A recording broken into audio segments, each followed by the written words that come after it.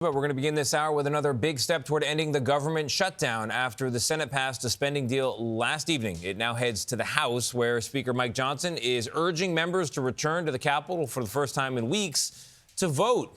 Pennsylvania Senator John Fetterman, meanwhile, is among the Democrats who broke ranks to make this agreement with Republicans, and he just happens to be releasing a new memoir today. We spoke to him about the deal. You've been voting with Republicans to reopen the government. Now some of your fellow Democrats have decided to join you, and we're on a path to reopening. What do you think changed the minds of your colleagues to make them see things the way you've been seeing them? I think collectively within the caucus, they realized this has to end. And now the kinds of mass chaos now that we've been facing. And, you know, I've been one of the very few that have been voting consistently from the beginning that it's always wrong to shut our government down.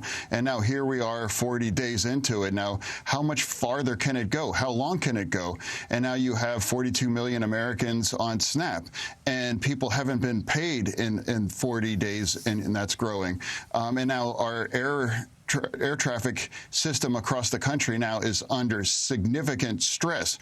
In Philadelphia, you know, 18 out of 22 air traffic controllers didn't show up in a morning. And it's like things now has to end. And I think enough people collectively agreed we would find 8 people overall to do that, and we needed 5 more, and that's exactly what happened last night. But the key demand was about the Affordable Care Act. You know, some people call it Obamacare. What will happen with that now and under this situation that you all are proposing? What happens to it? What I'm hopeful is that we are going to create those kinds of extensions, but we have to negotiate with the Republicans because America decided to put us in the minority.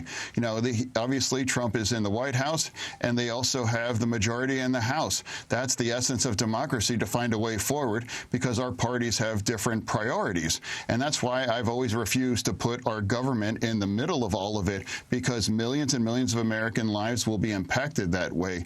2 things must be true: that I want to make health care more affordable for Obamacare, but I also think that our government should never be held as a hostage, whether it's a Republican or whether it's a Democrat. It's always wrong.